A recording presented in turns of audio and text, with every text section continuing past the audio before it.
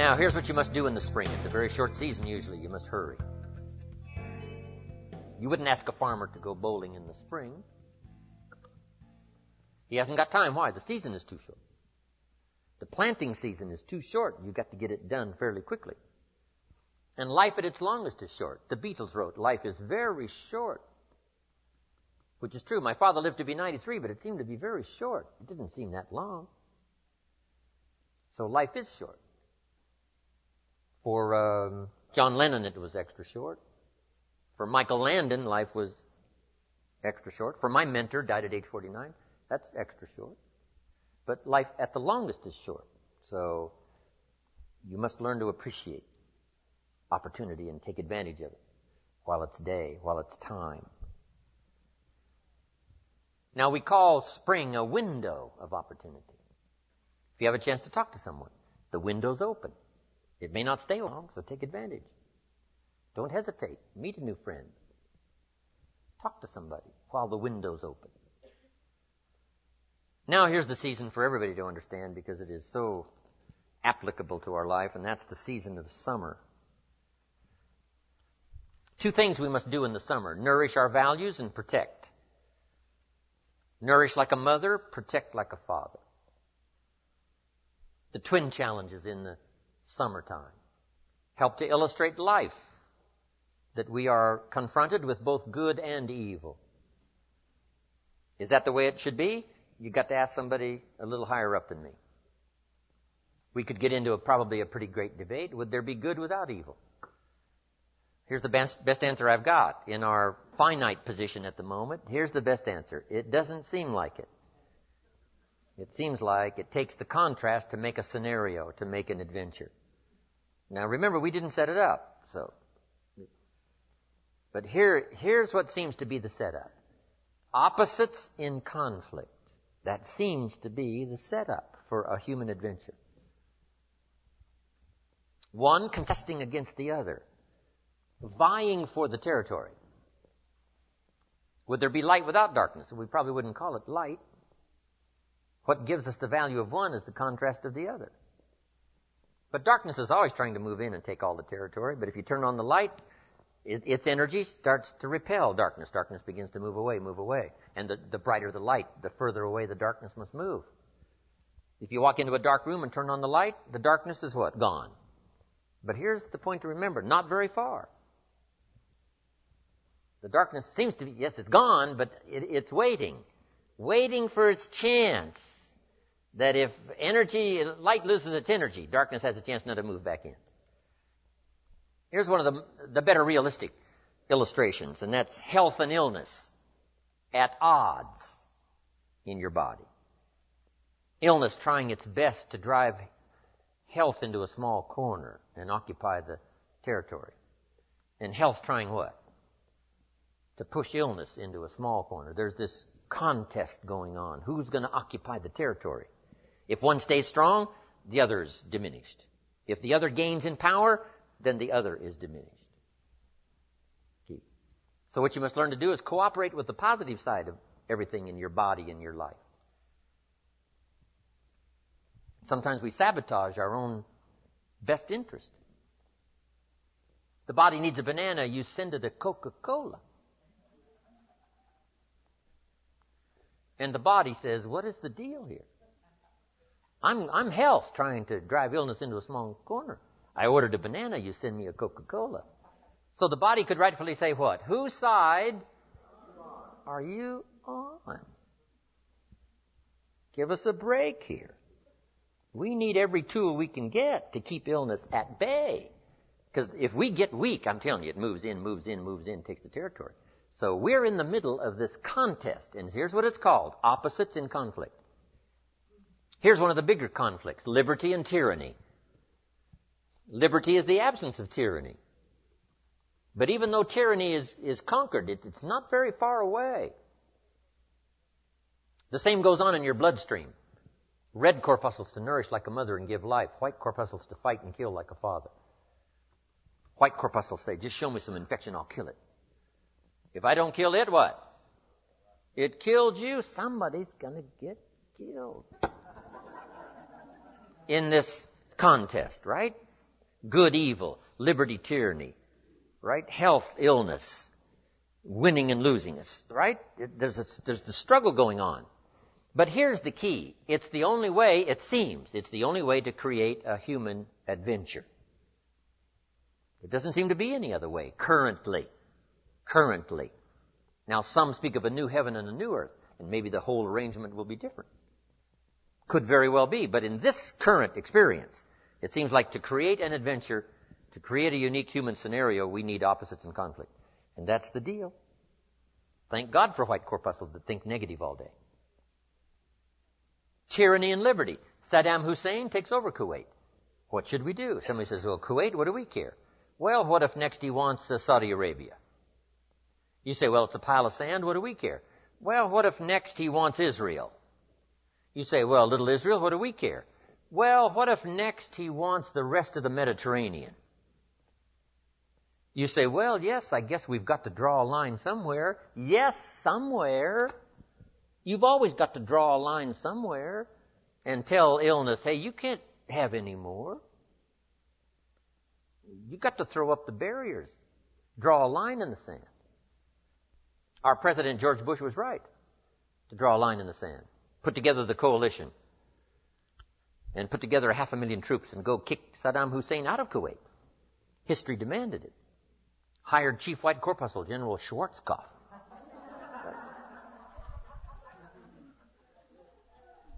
I met the general a couple of times. He was the man to send. So, liberty and tyranny in a contest. And it's the only way to have a civilized society. Tyranny cannot be rehabilitated. Tyranny can only be restrained.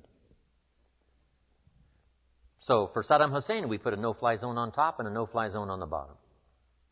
Right, to contain, so that liberty would have a chance. The citizens of the world would have a chance. That the world would have a better chance. And we've got to fight these skirmishes. We've been fighting them forever. We've got to fight them forever. Whether they're inside your own body or whether they're in politics, no matter where they are. We must play this game. We must fight this game. But here's what it creates. A great adventure. Let me give you the ultimate now. Could you win if you couldn't lose? And the answer is no, it doesn't seem like it. You couldn't call it winning. You can't win if you couldn't lose. So that's the deal now. Negative, positive. Would there be negative, positive without negative? No, it doesn't seem like it. It seems like this is the current setup, for the foreseeable future. It looks like it's been that way as long as we can remember and as long as the history tells us. So, here's what you want to do if you want the adventure. You must learn to play this game. To work with all the positive forces to defeat the negative forces as early and as soon and as much as possible. To contain the ravages of disease that want to take you early. You got to fight back. You can't just leave it. Somebody says, well, I got my fingers crossed. Not a good philosophy. You got to take your vitamins. You got to do the stuff. You got to do the deal. Jump on the positive side of whatever you want and see if you can't help out in this warfare and this push-shove match. That's the key. So in the summer, here's what you must do. Nourish the plants and the garden. Nourish your values like a mother. Give life. Whatever you start now, you must nourishment and give it life. Don't neglect a new life if you've started a new life. What if you said to a brand new mother, where is your baby? She says, I have no idea. You would say, no, that isn't right. If you start a new life, you must care for it. You must protect it. You must give it life, give it nourishment. Now here's the other part. You must protect it like a father. That's why the old wise man said, we must learn to love and hate. So underline that. You must learn to love and hate. And the illustration he used was, you must learn to love good and hate evil. To deal with the weeds in your garden, you've got to hate weeds. You've got to hate them enough to what? Kill them. You can't say, well, poor weeds. Say, no, this ain't the deal, poor weeds. Don't go soft on this stuff now. You've got to hate evil. You've got to hate the weeds that are out to destroy your garden and rob your children of the nourishment they deserve. So, here's the deal. Love like a mother, hate like a father. And here's the rest of it. Give life like a mother, and take life like a father.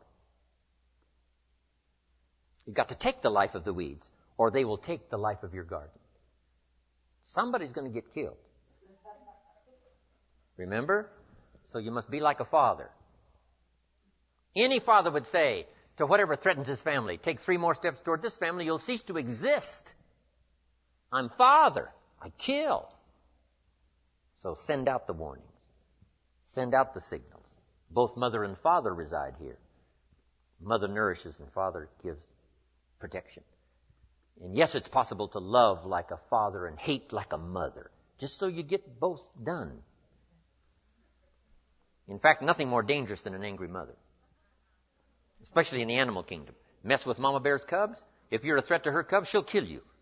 That's that female mother instinct. Kill first, talk later.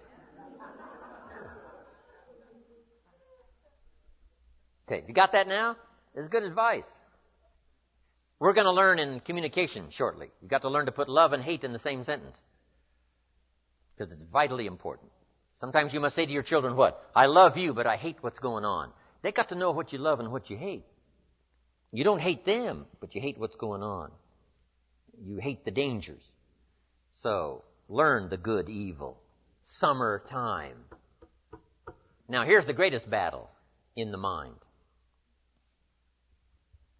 Here's what you must not become in the summer in your mind. A victim of yourself. What is that insidious voice inside your own head that says, you're too short, it'll never work for you, you're too tall, right? It's over for you, right? It's never worked for you before. What gives you any idea that it'll work for you now? You've never been able to rise up and take charge of your life. What makes you think you can do it now? There's going to be too many obstacles out there. You'll never overcome them all. What is that insidious voice? It's the same game going on inside your head that's going on in the world. Liberty and tyranny in a push-shove match. And here's what you've got to do. Cooperate with the positive side of your life and let faith drive out doubt, right? Let winning drive out losing. Let positive drive out negative. But you've got to get into the contest. And why get into the contest? Because that's how you create an adventure. There is no other way. It takes both. You've got to learn to laugh, yes, but that's not what the wise men only said. You can't just learn to laugh and keep on laughing. No, that's silly. It says there's also a time to cry. You've got to learn to both laugh and cry. Then it said you must be so sophisticated as not to laugh when it's time to cry. Then it further says you must learn to laugh with those that laugh and learn to cry with those that cry. That now gives you an understanding of what life is all about. Sadness and joy. The contest, the difference. And yet it creates the adventure. What if you went to listen to the symphony orchestra and the symphony only played little happy high notes all evening? Just little pleasant happy high notes. How much of that could you take? Say no. Don't you want to hear the crash of the cymbals that scares you to death? Don't you want to hear the minor key of the music that shows you the tragedy as well as the triumph? And the answer is yes, play me the whole orchestra. I can handle it, because that's what life is all about. Positive, negative. What if the minister only prayed happy prayers every Sunday? How much of that could you take? Happy, happy, every Sunday, happy, happy. How much could you take? Who's going to pray angry prayers? Who's going to pray frustrated prayers? Who's going to weep in public for the lost children? It takes both. You got to weep with those that weep and laugh with those that laugh. You've got to have this full understanding of the game. You've got to understand the highs and the lows, the tragedy and the triumph. Most of the music of the world is written in the minor key, the key of pathos and sadness and mystery and wonder. You can't eliminate that from your life. It takes both to create an adventure. But here's the adventure: to overcome the evil, to put evil in its place. Just like in your mind, you've got to stand guard at the door of your mind and see if you can't suppress, see if you can't do battle with the negative forces. Don't become a victim of yourself. Beware of the thief on the street that's after your purse, but also beware of the thief in your mind that's after your promise. And see if you can't engage in this mental contest and win the day. That's the summer.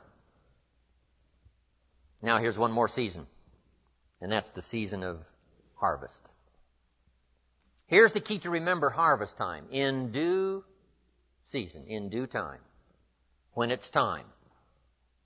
And part of this is to develop the patience so that when it's time, it will come. But you cannot be impatient. Patience is part of the game here.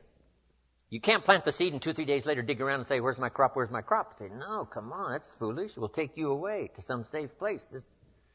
You got to plant and what? You got to plant and wait and exercise patience. And then when it comes time, you give it nourishment and you give it care and you give it protection, and then you got to wait some more and you got to wait some more and you got to wait some more. But here's what it says. In due time, in due season, when it's ready, when it's time for you, whatever it is, financially, socially, personally, economically, whatever the time, when it's time, your harvest will come. The old wise man said what? Run the race, and the prize will be yours if you don't faint. And sometimes, in the summer, it's easy when the sun is hot to faint, to spend less time. But if you faint not, if you're there ready after this activity of summer,